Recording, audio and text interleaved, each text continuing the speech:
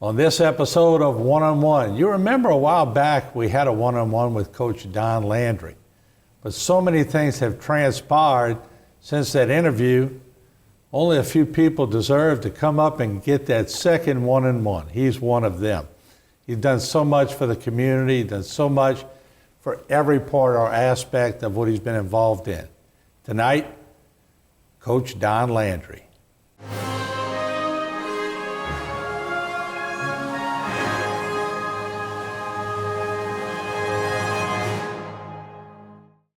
One-on-One is brought to you by the Law Office of Waits and Downer.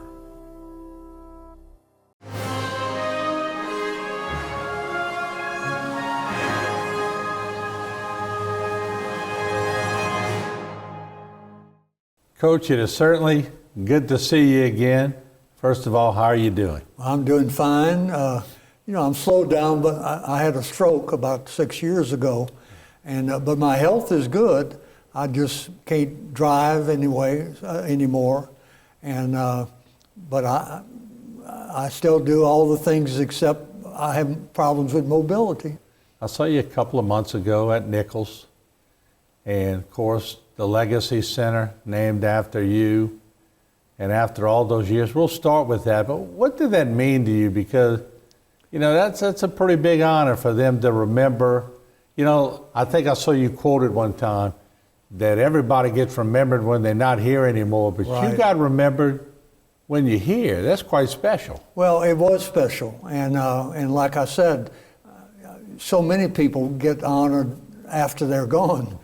And I was very thankful that not only was I alive and be able to participate in that event, but I was able to share it with my family, my ex-players, our friends. We have so many friends in this area, and that made it special. And then to see the turnout that we had for the dedication, mm-hmm. That was amazing. And so I'm very humble, and I didn't think it would ever happen. I never gave it any thought how they would honor me, but I'm honored that they remembered me. So I was sad to have missed it, but I was laid up with a back surgery. We did send somebody there. Well, y'all did, and I've seen it several times and referred it to other people, and y'all did a good job on it. So. Well, thank you. Coach, I've been told, and through all of your accolades, you don't talk much about being a Marine. Well, that was so long ago, I barely remember it, but I graduated from high school in '56, and the draft was on then, and the Marines, it was the first branch that had a 6-month reserve program where you'd join the reserves right then. I joined in high school. Right out of high school, you'd go to active duty for 6 months, and then for the next 4 or 5 years, you had weekly meetings, monthly meetings, where you'd go to reserve meetings, mm-hmm. And then every summer we'd go to different Marine Corps training. The captain of our football team was the first one that joined, and before it was over, we had 16 of our classmates that all joined. So that was a relief. We were all doing the same thing. And that appealed to me because I wanted to go to college, and I never knew, you could be drafted at any time. And so that appealed to me. So, and the fact that so many of us were going together. And so, I joined the Marines, served my 5 years. Thank God, we never had a conflict. Mm-hmm. At the end of 5 years, I was still on inactive reserve. And that's when the Cuban crisis came up. And so, if you remember, we all thought we were going to war at that time. So I warned my wife that I may have to leave for active duty. Well, thank God it didn't happen. So, and then I didn't try to influence Chris to go in the Marines, but he ended up doing it and having a way better career than I did, certainly.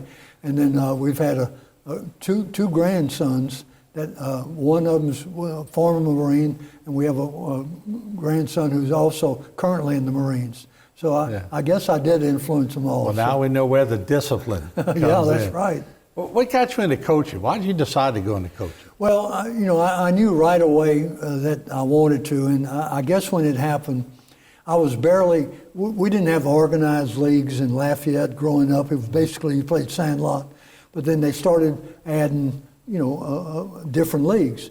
So they always had American Legion. But then they added a B League, which is equivalent to Babe Ruth, and C League, which is Dixie Youth, I guess.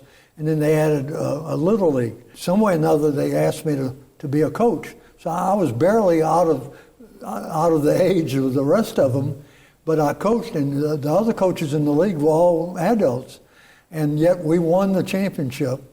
And then at the end of the year, one parent had a very flattering article in the paper complimenting, saying if we had a coach of the year, that Don should be the coach of the year, and was praising me for all the things I taught their sons. So I guess I was hooked after those two things.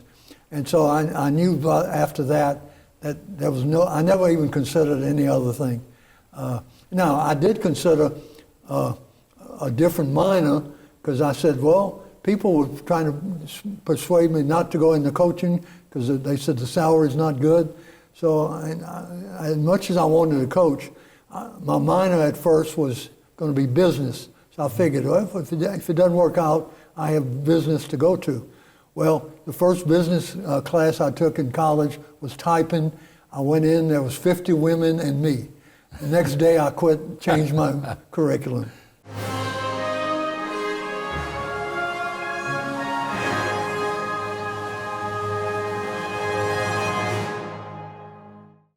For all of your cases, including those with catastrophic significance, call Waits and Downer Law Firm.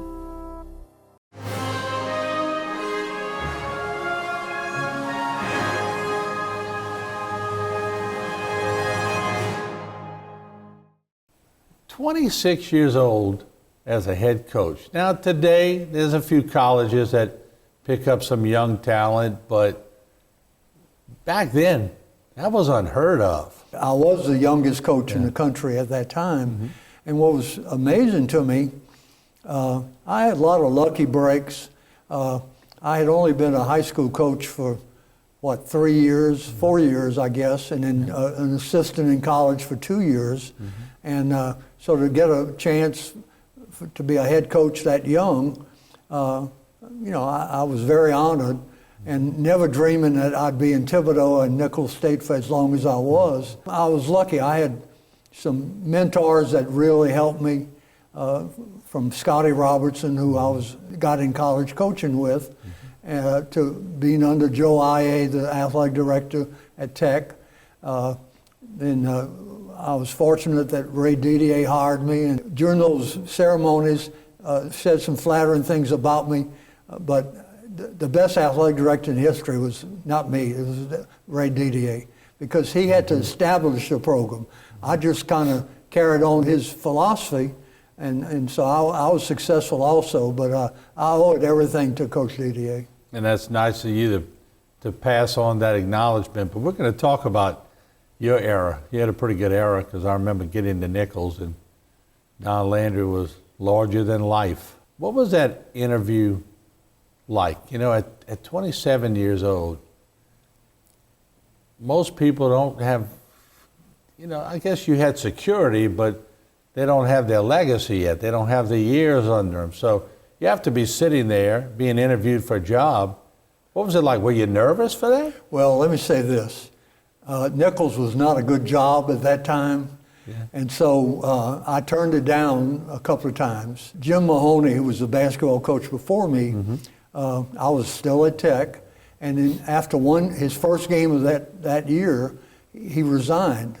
And so Coach Didier called me and offered me the job. It wasn't going to be even an interview. He said, I'll hire you. But then before, he called me, and he wanted to interview me in Alexandria. He was going to be there. Well, we were leaving, the Tech team was leaving to play Ole Miss and Mississippi State. And so I said, well, I can't go now, but then I'll contact you when I get back. He called me before then, and he said, well, Jim had come into him and said he made a mistake. And he said, but I told him, if this puts you in any kind of bind, and I said, well, I don't even know if I would have taken it. So I said, and Jim was a friend of mine. So I said, just go ahead and take him back. So I thought that was going to be it. Well, I also suspected that Jim was going to resign later, and so I wasn't shocked when later I got a call from Coach Didier, and he said Jim had resigned again, and this time there was no taking him back. He wanted to interview me, and by then I had changed my mind, so I turned it down, the opportunity. So I went in and talked to Scotty Robinson after and told him I had gotten the call, and he gave me advice which I've always followed. He said, well, I don't want to lose you, but you're making a mistake. Anytime somebody wants to talk to you, you need to talk to them, whether you accept the job or not. So I called Coach Didier back, and I said, well, I'm interested in talking to you. He said, well, by now, I've scheduled some other interviews, so it won't be just offering you the job automatically. You'll have to be interviewed with other candidates. Mm-hmm. So I agreed to that. And so we came down later, and like I said, Nichols was not a good job then. Stouffer Gym hadn't been built. I was making more money than Jim was as a head coach, and there were various reasons. And so, but I took Scotty's advice, so I scheduled an interview. Well, when I came down, Didier and President Galliana, they convinced me that they wanted a young person to do it right, to grow with the program, and they showed me the pictures of Stouffer Gym, and they wanted a young person to build a program for longevity. Mm-hmm. Well, and then they offered me more money than I thought they would, so it was very easy at that time. Now, I don't remember exactly what the interview questions were, but that's how it came about.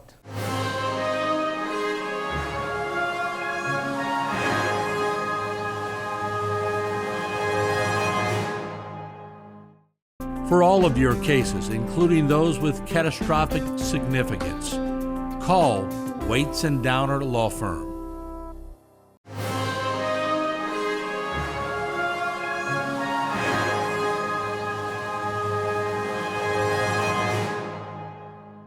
You were married at that time? Married, okay. And had 3 kids, and I had 4 kids already at that time. So I mean, and I was making a nice salary at Tech, mm-hmm. And so unless they at least matched, I couldn't afford to come, And so anyway, I'm glad I did. The Lord was looking after me, mm-hmm. And it worked out for both Nichols and my family. Yeah, you had mouths to feed, know. Not only are you thinking as a coach, you're thinking as a dad and a husband. Yeah, absolutely. But my wife's always backed me, whatever decision. We moved around a good bit in my career. And, whenever we would consult, obviously I consulted with her before every move. And she would always encourage me to say, well, look, what's the worst can happen? If it doesn't work out, you can go back and be a high school coach. Mm-hmm. And so knowing I had her support at all times, mm-hmm. That's why I kind of took a gamble on certain jobs, and it all worked out. You came in as basketball, but you had experience in other sports as well, coaching other sports. You were football, you were baseball, you were basketball.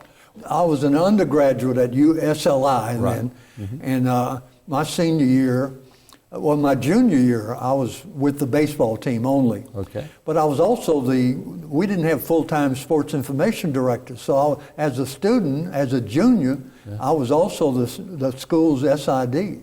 And my assistant was John Mushmack, who later became a longtime professional writer, Mm-hmm. In fact, every once in a while he'll introduce me to someone and he'll say, well, this was my boss, this is how I got started. Well, I knew I wasn't going to be a writer, but because I always had a passion to be a coach.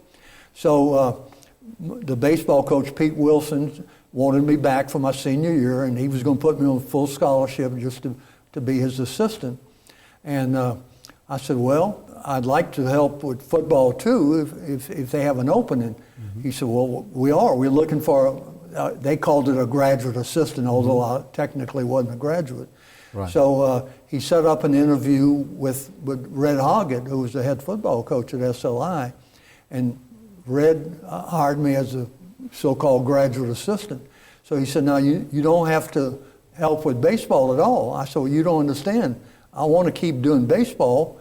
And I said, I also have an interest in basketball. Well, so I interviewed with Burl Shipley, and I became his student assistant. So my senior year, I was a coach, a student coach for all three sports. And that opened a lot of breaks. One reason I got all the head coaching jobs so at a young age, I had more experience at a young age, and it opened the doors, and I had gained a good reputation apparently in all three. And that probably prepped you when you would later take on the athletic directors. Well, it certainly did, because I was involved in three sports and also sports information director. Yeah. What was your favorite sport? The last day before I left to go for the Southland Conference commissioners, we had a lunch, our whole family. And so one of the boys, might have been Chris, who's here today, said, Dad, what's your favorite sport? Well, I never had answered that before. And so I thought about it. I said, well, whatever the sport's in season is my favorite. They said, no, we're not letting you get off that easy. Well, they thought they knew the answer. That obviously it was going to be basketball. And if it wasn't for some chance, it would be football, because we're all... I bet it was baseball. Well, they were shocked when I said my favorite sport is baseball. Yeah. And so then they asked, well, why? Well, I couldn't answer that at the time. So later, after I got to Plano with the Southland Conference, a good friend of mine, I was telling him that story. So he said, what's the first sport you played? It was baseball. He said, what was the first sport you coached? It was baseball. He said, well, baseball doesn't grab everybody, but if baseball grabs you, you're a baseball fan for life. And that's the way I looked at it. Now, I do love the other sports, but reluctantly, I've said baseball, not basketball. So.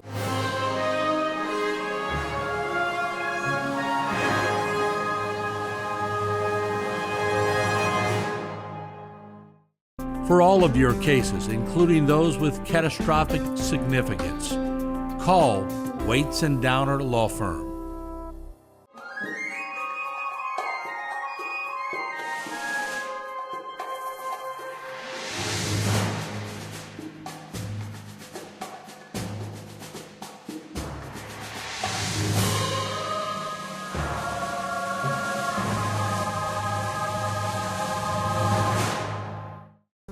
This one-on-one program has been brought to you by the law offices of Waits and Downer.